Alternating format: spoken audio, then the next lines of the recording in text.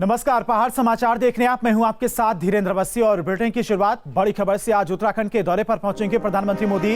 देहरादून में जनसभा को संबोधित करेंगे और उत्तराखंड को पीएम मोदी आज बड़ी सौगात देंगे। दोपहर 1 बजे पहुंचेंगे प्रधानमंत्री मोदी। प्यासी हाइड्रो इलेक्ट्रिक प्रोजेक्ट का भी लोकार्पण करेंगे।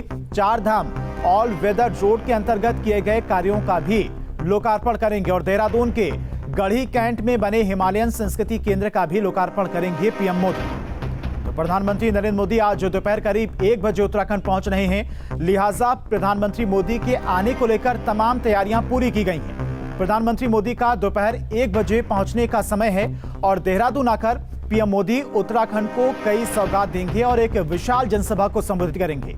120 मेगावाट की 1777 करोड़ रुपए की लागत से बनी प्यासी हाइड्रो इलेक्ट्रिक प्रोजेक्ट का भी लोकार्पण होगा। साथ ही पीएम मोदी 4 धाम ऑल वेदर रोड के अंतर्गत किए गए कार्यों का भी लोकार्पण करेंगे। देहरादून के गढ़ी कैंट में बने हिमालयन संस्कृति केंद्र का भी प्रधानमंत्री मोदी लोकार्पण करेंगे। और एक और बड़ी खबर आपको बता दें, दोपहर 12:25 पर जॉली ग्रांट एयरपोर्ट पहुंचेंगे प्रधानमंत्री मोदी और जॉली ग्रांट एयरपोर्ट से देहरादून के लिए रवाना होंगे। दोपहर 12:50 पर परेड ग्राउंड के खेल परिसर पहुंचेंगे और दोपहर 1:30 बजे योजनाओं का लोकार्पण और शिलान्यास करेंगे। दोपहर 1:35 पर जनता को संबोधित करेंगे प्रधानमंत्री मोदी और 2:55 पर दिल्ली के लिए प्रस्थान करेंगे। तो प्रधानमंत्री मोदी का मिनट टू मिनट कार्यक्रम आपको बता रहे हैं। प्रधानमंत्री नरेंद्र मोदी की जनसभा के लिए परेड ग्राउंड तैयार हो गया है। केंद्रीय मंत्री और उत्तराखंड चुनाव प्रभारी प्रहलाद जोशी और मुख्यमंत्री पुष्कर सिंह धामी ने परेड ग्राउंड का निरीक्षण किया। सभी नेताओं ने प्रधानमंत्री के मंच से लेकर सीटिंग अरेंजमेंट को देखा। मुख्यमंत्री ने सभी अधिकारियों को जरूरी दिशा निर्देश भी दिए हैं।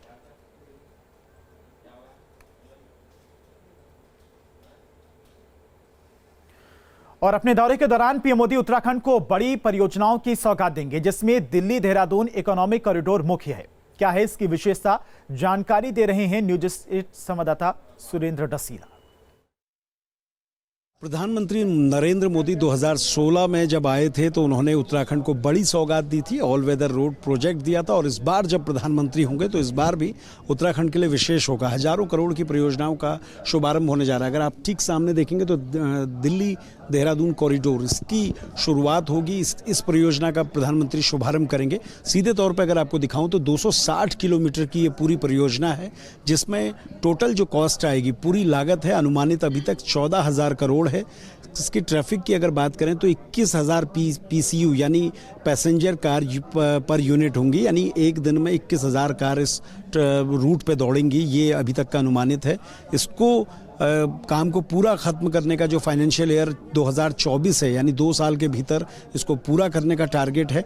और इस नए हाईवे के बनने के बाद जो फ्यूल सेविंग होगी, यानी हमारा जो तेल बचेगा वो 3.5 मिलियन लीटर होगा। ये कैसे होगा, ये देखिए। अगर यहाँ आपको सीधे तौर पे दिखाएं तो इस डेमो के जरिए आप देखेंगे कि अभी हम अगर देहरादून से निकलते हैं, ये देहरादून का रूट होता है और देहरादून से हमें या तो फिर देहरादून जाना होता है या फिर हम रुड़की होकर निकलते हैं और उसके बाद मुजफ्फरनगर होते हुए, मेरठ होते हुए हम दिल्ली पहुंचते हैं। लेकिन इस नए रूट को अगर आपको दिखाएं तो ये कॉरिडोर जो होगा वो देहरादून से सीधे इन शहरों से निकलने के बजाय सीधे अंदर से होते हुए, इसमें राजा जी का भी कुछ क्षेत्र आएगा, कई ऐसा क्षेत्र होगा जिसमें NOCs लेने का काम चल रहा है और इसके बाद सीधे तौर पे ये आपको दिल्ली पहुंचाएगा। लेकिन ऐसा नहीं है कि इस कॉरिडोर के बीच से जाने वाले लोगों को इन शहरों में जाने में दिक्कत होगी या जो इस कॉरिडोर का यूज़ करेगा वो पास के शहरों में नहीं जा पाएगा। उसके लिए आप अगर देखेंगे तो 7 जो मेजर इंटरचेंजेस हैं, यानी हरिद्वार, शामली, मुजफ्फरनगर, यमुनानगर, बागपत, मेरठ और बड़ौत, इन 7 जगह को जाने के लिए इसमें इंटरचेंजेस होंगे, यानी बीच में आप इन शहरों की ओर जा सकते हैं। ये आपको इंटरचेंजेस दिए गए हैं। 6 लेन का ये पूरा कॉरिडोर होगा, जिसको भविष्य में 10 लेन का बनाने की प्लानिंग है। और सबसे बड़ी बात यह है कि 6 घंटे का जो समय है, ये दावा किया जा रहा है कि वो सफ़र आपका 2.5 घंटे में पूरा होगा। वीडियो जर्नलिस्ट सोनी कुमार के साथ सुरेंद्र डसीला, न्यूज़ 8 देहरादून। और इसके अलावा प्रधानमंत्री मोदी आज 120 मेगावाट की प्यासी जल विद्युत परियोजना की सौगात भी देंगे। क्या है इसका महत्व, जानकारी दे रहे हैं न्यूज 8 संवाददाता सुरेंद्र डसीला। उत्तराखंड को ऊर्जा प्रदेश कहा जाता है क्योंकि हाइड्रो प्रोजेक्ट बड़ी संख्या में उत्तराखंड में है। हालांकि कई सारे हाइड्रो प्रोजेक्ट में आज भी रोक है, लेकिन एक अच्छी खबर यह है कि व्यासी जल विद्युत परियोजना की शुरुआत होगी, जिसका प्रधानमंत्री यहां से ये सौगात उत्तराखंड को देंगे। 120 मेगावाट की व्यासी जल विद्युत परियोजना है। पहले भी कई बार अलग अलग हर्डल्स पे ये रुकी है, लेकिन इस बार जब इस परियोजना की शुरुआत होगी तो इससे सीधे तौर पे उत्तराखंड को फ़ायदा होगा। 120 मेगावाट बिजली मिलेगी और इसके अलावा सिंचाई और पीने का पानी मिलेगा। इस पूरी परियोजना के लिए कई जो गांव हैं उनको विस्थापित भी किया गया। अगर आपको दिखाएं तो आप देखिए, ये पूरा यमुना वैली का डेमो है जो आप देख रहे हैं, क्योंकि यमुना रिवर पे भी बहुत सारे प्रोजेक्ट हैं, चाहे लखवाड़ हो चाहे व्यासी हो। इसमें जूडो गाँव को विस्थापित किया गया है, लोहारी को विस्थापित किया गया है, और इसके अलावा अगर आपको दिखाएं तो लखवाड़ विलेज भी आपको दिख रहा है, जिसको भी विस्थापित किया गया है। इसके लिए सरकार ने बड़ी योजना चलाई थी कि इन लोगों को विस्थापित किया जाए और इस योजना की शुरुआत हो सके। अब प्रधानमंत्री जब आएंगे, प्रधानमंत्री इसका लोकार्पण करेंगे और उसके बाद उत्तराखंड को 120 मेगावाट का एक बड़ा प्रोजेक्ट ये मिलेगा। बिजली के साथ साथ उत्तराखंड को सबसे बड़ा जो फायदा होगा वो पेयजल और सिंचाई के जल का होगा। सबसे बड़ी बात यह है कि उत्तराखंड के लिए, क्योंकि कई सारी ऐसी विद्युत परियोजनाएं हैं जो अभी भी अधर में लटकी हुई हैं, अगर इस तरीके से परियोजनाएं शुरू होती हैं तो इसका सबसे बड़ा फायदा ये है कि आर्थिक तौर पे फायदा होगा, और दूसरा प्रदेश में जो विद्युत की दिक्कत है वो कम होगी, क्योंकि आज भी हम बाज़ार से बिजली खरीदते हैं और अगर अपने ही हाइड्रो प्रोजेक्ट चलते हैं तो उससे राज्य को आर्थिकी के तौर पे बड़ा फायदा होगा। वीडियो जर्नलिस्ट सोनी कुमार के साथ सुरेंद्र डसीला, न्यूज़ स्टेट, देहरादून। और प्रधानमंत्री मोदी आज देहरादून पहुंच रहे हैं। इस दौरान प्रधानमंत्री देश को हजारों करोड़ों रुपए की योजनाओं की सौगात देंगे। ज्यादा जानकारी दे रहे हैं न्यूज स्टेट संवाददाता सुरेंद्र डसीला। प्रधानमंत्री नरेंद्र मोदी 4 दिसंबर को देहरादून पहुंच रहे हैं। पूरे देश को हजारों करोड़ की नई योजनाओं की वो सौगात देंगे। देश को भी बहुत कुछ प्रधानमंत्री देहरादून से देंगे। रायपुर विशाखापट्टनम इकोनॉमिक कॉरिडोर है, इसकी शुरुआत होगी। 465 किलोमीटर लंबा ये कॉरिडोर बनने जा रहा है। 16,140 करोड़ रुपए इसकी लागत आकी जा रही है और करीब 23,000 PCU ट्रैफिक यानी पैसेंजर कार पर यूनिट यानी 23,000 गाड़ियां प्रतिदिन चलने की इसमें उम्मीद है। फाइनेंशियल ईयर 25 तक ये पूरा होगा, इस तरीके का अनुमान है। और इसके साथ ही 81.6 मिलियन लीटर तेल की बचत हर साल होगी, यानी सीधे तौर पे एक बड़ा तोहफा प्रधानमंत्री देंगे। कानपुर लखनऊ एक्सप्रेस वे भी इसकी सौगात भी प्रधानमंत्री देंगे। 63 किलोमीटर का होगा, 4,180 करोड़ इसकी लागत होगी और फाइनेंशियल ईयर 25 तक इसका काम पूरा होना है। इसके साथ ही प्रधानमंत्री की ओर से दिल्ली मुंबई एक्सप्रेस वे की सौगात भी दी जाएगी। 1,380 किलोमीटर की इसकी लंबाई होगी, 98,370 करोड़ रुपए की इसकी लागत होगी और 2023 तक ये बनकर तैयार हो जाएगा। ये एक बड़ी सौगात प्रधानमंत्री पूरे देश को देने जाने, यानी जब देहरादून में प्रधानमंत्री होंगे तो वो सिर्फ उत्तराखंड ही नहीं बल्कि देश को बहुत कुछ देने जा रहे हैं। वीडियो जर्नलिस्ट सोनी कुमार के साथ सुरेंद्र डसीला, न्यूज़ स्टेट, देहरादून। और 16 दिसंबर को राहुल गांधी का उत्तराखंड का दौरा है। ये जानकारी देहरादून में कांग्रेस प्रदेश अध्यक्ष ने दी है। राहुल गांधी आगामी 16 दिसंबर को उत्तराखंड की राजधानी देहरादून में एक बड़ी जनसभा को संबोधित करेंगे। कांग्रेस प्रदेश अध्यक्ष गणेश गोदियाल के मुताबिक 2022 विधानसभा चुनाव के मद्देनजर कांग्रेस के तमाम नेता उत्तराखंड की जन भावनाओं को टटोलने का काम कर रहे हैं और इसके साथ ही कांग्रेस 1971 की लड़ाई के दौरान जो वीर सैनिक और उनके परिजनों को शहीद सम्मान यात्रा के जरिए सम्मानित भी किया जाएगा और वीर शहीदों को श्रद्धांजलि अर्पित की जाएगी। सैनिक सम्मान रैली के रूप में उसमें बड़ी संख्या में हमारे सैनिक भाई शामिल होंगे, कांग्रेसियन भी शामिल होंगे और चूंकि ओपन पब्लिक मीटिंग है तो ये भी उम्मीद की जा रही है कि बड़ी संख्या में लोग उसमें हाजिर होंगे। यह कार्यक्रम देहरादून में आयोजित किया जाएगा। कांग्रेस नेता और उत्तराखंड के पूर्व मुख्यमंत्री हरीश रावत रामनगर के दौरे पर हैं। उनके ग्राम मालधन चौड़ पहुंचने पर पार्टी कार्यकर्ताओं ने जोरदार स्वागत किया। पूर्व मुख्यमंत्री हरीश रावत ने अपने संबोधन में कहा कि आज प्रदेश की जनता बीजेपी सरकार की नीतियों से परेशान हो चुकी है और जनता 2022 में प्रदेश के अंदर परिवर्तन चाहती है और उसका विश्वास कांग्रेस पर है। इस दौरान उन्होंने कहा कि प्रदेश में महंगाई, बेरोजगारी जैसी गंभीर समस्याओं से प्रदेश का नौजवान युवा परेशान है। कांग्रेस महंगाई के खिलाफ पूरे प्रदेश में पदयात्रा निकाल रही है और लोगों से संपर्क कर रही है। 25 दिसंबर के बाद से कांग्रेस टिकट वितरण पर अपना फोकस करेगी। हालांकि उन्होंने कहा कि टिकट बांटना मेरे हाथ में नहीं है। मैं लगातार सब जगह जा करके सभाएं कर रहा हूं, लोगों से संवाद कर रहा हूं, महंगाई के खिलाफ पदयात्राएं कर रहा हूं और मैं सभी विधानसभा क्षेत्रों में जा रहा हूं। तो सर कब तक टिकट फाइनल होगा? टिकट फाइनलाइजेशन मेरे हाथ में नहीं है, वो प्रदेश अध्यक्ष जी को देखना है, लेकिन मेरा ख्याल है कि हम 25 तारीख के बाद इस पर फोकस करेंगे। और पूर्व मुख्यमंत्री हरीश रावत प्रदेश के सीमा क्षेत्र पिथौरागढ़ के जनपद के मुनस्यारी में लोगों के बीच में पहुंचे, जहां पर उन्होंने चुनाव के लिए कांग्रेस के पक्ष में मतदान करने की अपील की। साथ ही गैरसैंण में विधानसभा सत्र नहीं कराने पर बीजेपी सरकार पर निशाना साधा और कहा कि सरकार को ठंड लग रही है। उन्होंने कहा कि उत्तराखंड का भूगोल नहीं बदल सकता है, हमें ही बदलना होगा।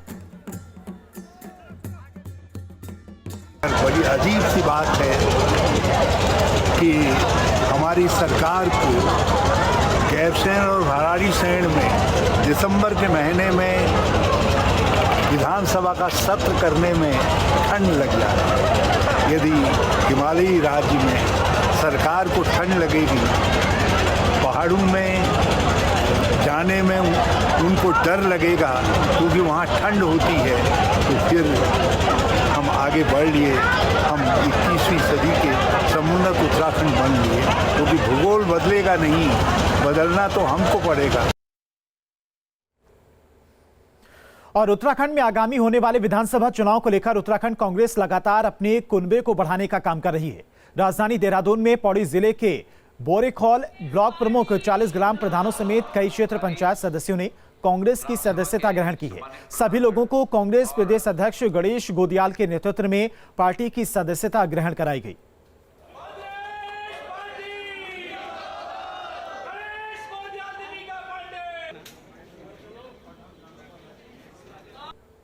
और 2022 विधानसभा चुनाव से पहले आम आदमी पार्टी प्रदेश में विजय शंखनाद यात्रा चला रही है।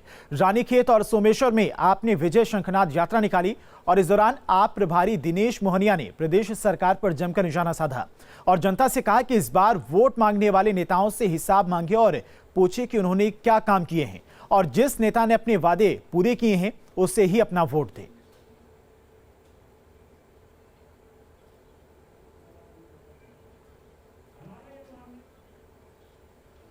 और देहरादून पहुंचे आप नेता और दिल्ली सरकार के समाज कल्याण मंत्री राजेंद्र गौतम ने कांग्रेस और बीजेपी पर जमकर हमला बोला है और कहा कि उत्तराखंड की बदहाली के लिए कांग्रेस और बीजेपी को जिम्मेदार ठहराया है और 21 साल बाद भी प्रदेश में सुविधाओं का अभाव है।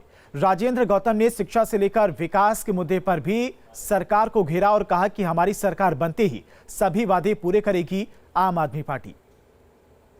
राजनीति जो कर रहे हैं, जो सत्ता में बने आज तक, चाहे बीजेपी हो या कांग्रेस हो, उनका जनता के काम से मतलब नहीं है, जाति धर्म की राजनीति करते हैं। ये एक भी काम उन्होंने किया हो, स्मार्ट सिटी बनाने की बात की थी, क्या वो हुई? और उत्तराखंड का भी घोषणा पत्र निकाल लीजिए बीजेपी कांग्रेस का, क्या उन्होंने अपने वायदे पूरे किए? तो हम अगर कह रहे हैं वायदे पूरे करेंगे तो हमने तो दिल्ली में करके दिखाया है। तो हम कोई ऐसे नहीं है कि केवल बोल के चले जाएंगे, हम तो गारंटी कार्ड दे रहे हैं।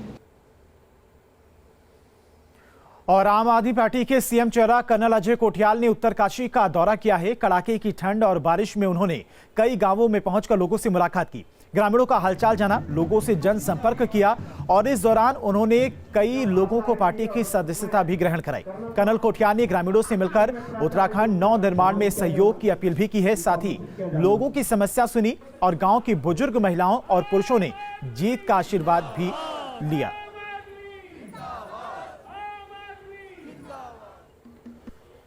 दिल्ली सरकार के कैबिनेट मंत्री इमरान हुसैन शुक्रवार को पिरान कलियर पहुंचे, जहां पर उन्होंने जनसभा को संबोधित किया और बीजेपी और कांग्रेस पर जमकर पलटवार किया।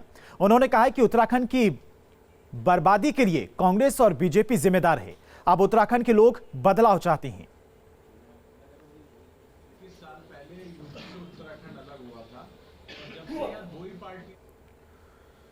देहरादून में नर्सिंग छात्र संगठन ने आक्रोश रैली निकाली है। दरअसल 20 दिसंबर 2020 को सरकार ने स्वास्थ्य विभाग में 2600 पद निकाले थे, जिन पर परीक्षा होनी थी, लेकिन अब तक परीक्षा नहीं हुई है, जिसके चलते नाराज नर्सिंग छात्रों ने सरकार पर भेदभाव करने का आरोप लगाया है और सरकार और स्वास्थ्य मंत्री के खिलाफ अपना आक्रोश जताया है और स्वास्थ्य मंत्री धन सिंह रावत का पुतला भी फूंका।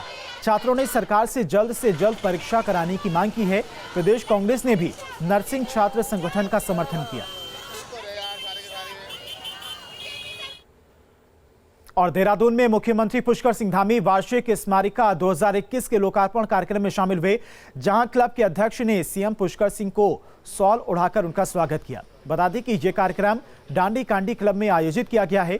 इस दौरान क्लब को लोगों ने सीएम धामी के सामने अपनी अपनी बातें भी रखी।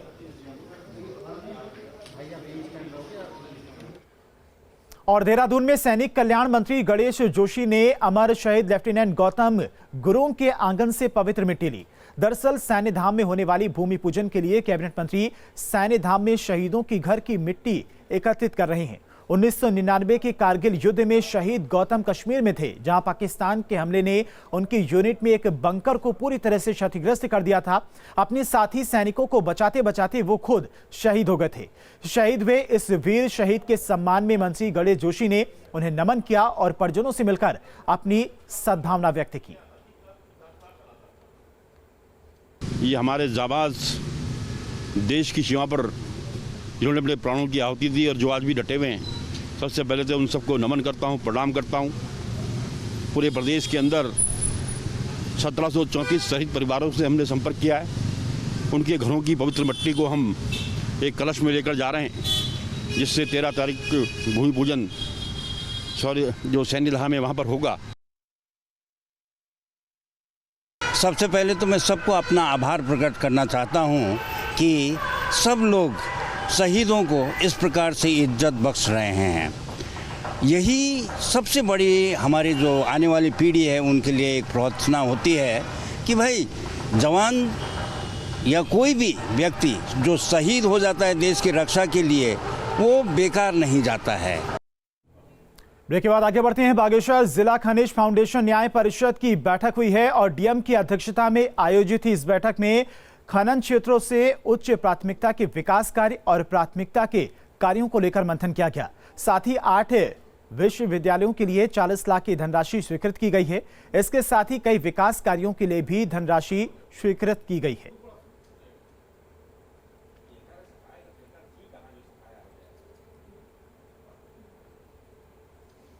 और उपखनिज के लिए शुक्रवार को दापका नदी को खोल दिया गया है। नदी में उपखनिज खुलने से खनन कारोबारियों के चेहरे पर खुशी आई है। विधायक प्रतिनिधि नरेंद्र शर्मा और डीएफओ बलवंत सिंह शाही ने रिबन काटकर उपखनिज का शुभारंभ किया। पश्चिमी वन प्रभाग के डीएफओ बलवंत सिंह ने बताया कि इस बार दापका नदी में उपखनिज संभवतः काफी मात्रा में है। हालांकि इस खनिज निकासी का घन मीटर तय नहीं हो पाया है।